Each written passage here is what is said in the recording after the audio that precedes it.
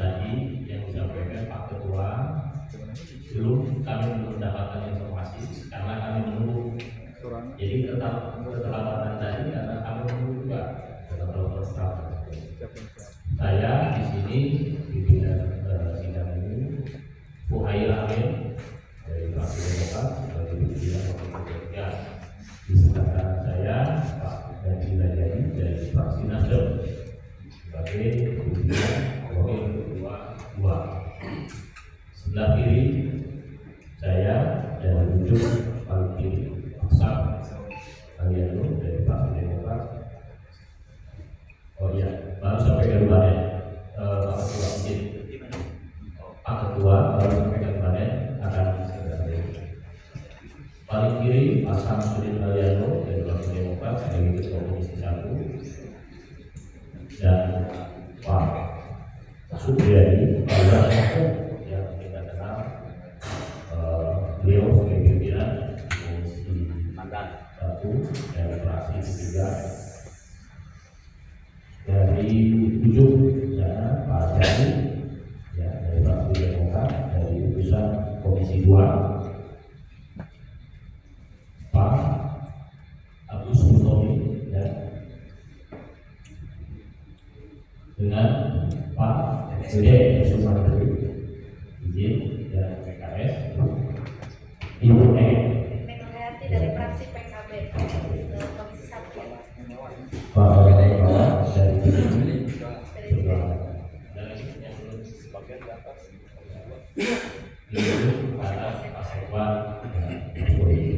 ada beberapa pesan kita juga komisi sedang melakukan audiensi tadi.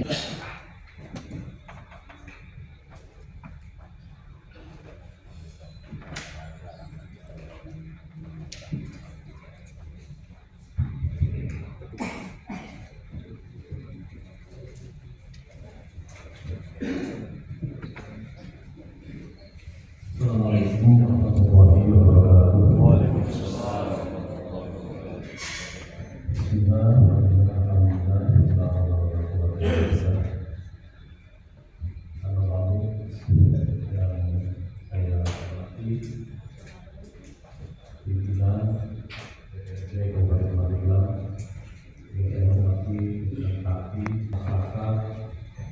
Silaturahmi ke sini yaitu mungkin ada beberapa hal yang harus kami sampaikan karena kami menganggap bahwa tempat ini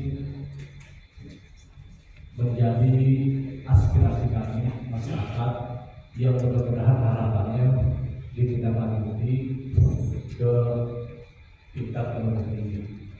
Bisa mungkin dalam yang mana dalam audiensi ini yang akan kami sampaikan yaitu berkaitan dengan PSN Pikula, yang mana sudah kita ketahui bersama bahwa PSN ini menjadi tekan oleh masyarakat, dan mungkin tentunya masyarakat sangat merasa dirugikan dengan adanya PSN Pikula.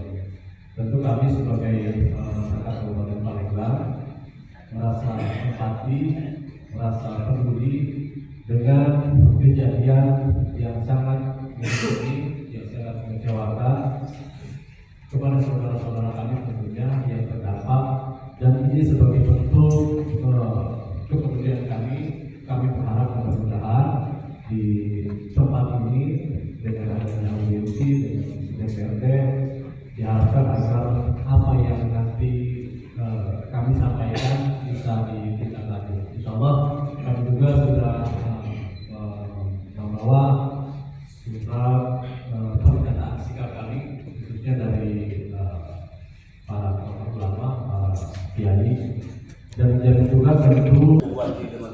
Assalamualaikum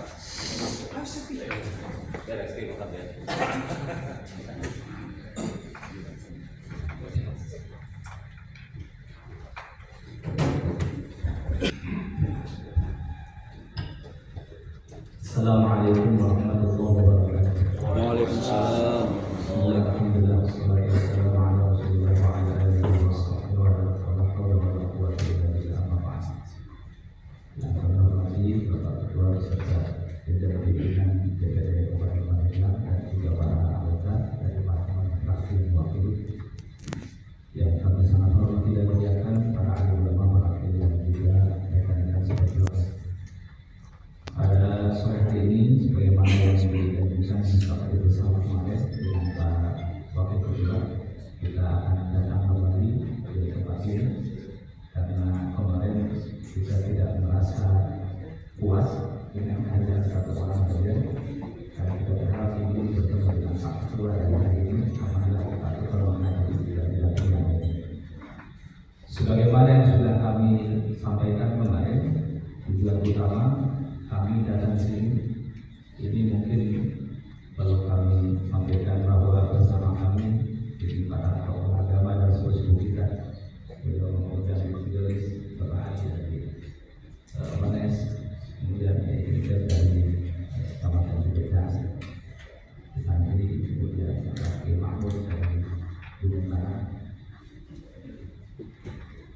Mahmud dari Kepala Ucu, kemudian dari Asmaya, ini cukup mewakili dari kesempatan yang ada di Pandeglang.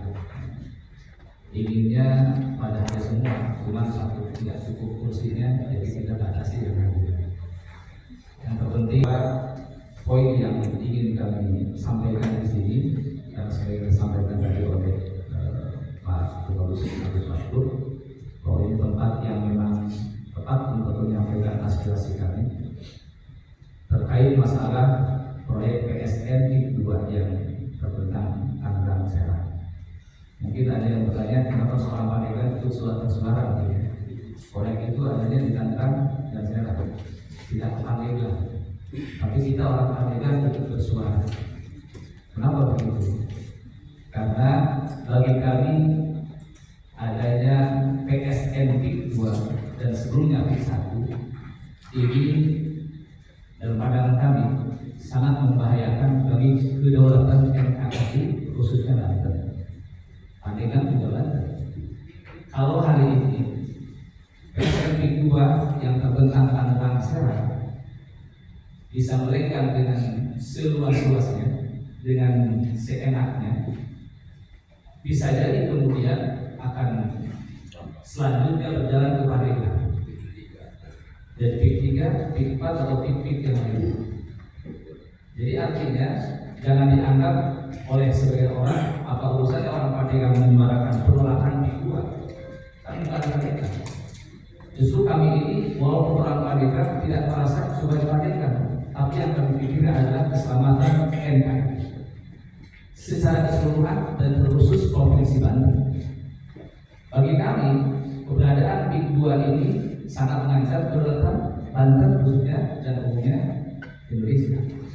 Sehingga kami ingin menyuarakan kepada para wakil kami di parlemen ini untuk bisa menyampaikan kepada pemerintah atau kepada lembaga yang lebih tinggi, mau DPRD provinsi atau DPRD pusat, bahwa kami orang Pandeglang mewakili dari tokoh agama, tokoh masyarakat terkait PSN PIK 2 ini menolak dan menghendaki untuk dicabut.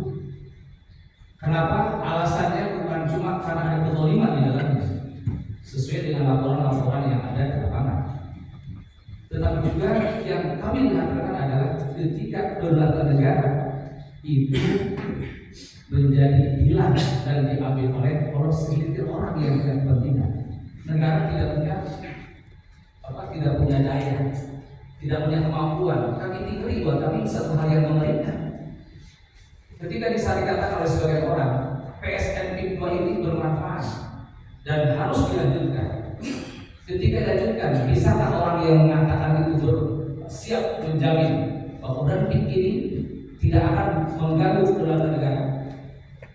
Saya kira yang ada adalah ketika seperti hal yang sangat tertutup dengan pintu, mungkin tidak semua orang bisa masuk akses dengan mudah, apalagi PKB. Nah itu yang paling penting sebenarnya, walaupun memang hal-hal lain terkait kezaliman yang dalam prosesnya juga menjadi hal yang prihatinkan, tapi lebih dari itu yang kami kata adalah ketika Undang PS dan PIK 2 ini akan menghilangkan ataupun mengambil alih kedaulatan masyarakat Indonesia, khususnya Banten. Ketika orang-orang sekelompok orang yang merasa punya duit, yang dengan duitnya dia mengatur semua, mengatur orang-orang di parlemen, mengatur orang yang ada di eksekutif, begitu enaknya mereka mengatur, kami khawatir. Terus terang saja dengan bukan cuma PIK saja, di Pandeglang juga informasinya mungkin para dewan lebih tahu tentang masih. Sudah begitu banyak tanah di Pandeglang yang sudah bukan lagi milik pribumi, yang jelasnya sudah milik asing, milik asing. Itu bagi kami terus terang saja satu keprihatinan. Itu salah satu contoh, apalagi ini besar. Contoh di daerah Bayumulu, itu tanah yang di sana sudah punya orang asing dan sudah dipagar. Masyarakat sudah tidak bisa lagi mengambil kayu KUNRK, tidak bisa lagi mengambil manfaat dari air mata air yang ada di situ, gara-gara ditutup aksesnya oleh pemilik. Ya kalau sudah punya milik dia, ya mau bagaimana kita bisa apa? Nah, kita ingin kehadiran pemerintah di sini untuk bisa memberikan pembatasan. Emang nggak, karena bertanya seperti itu. Emang tidak bisa pemerintah membatasi kepemilikan dari orang asing? So ini membahayakan. Kita masih kontraktor, disewakan, ada batas waktu mungkin masih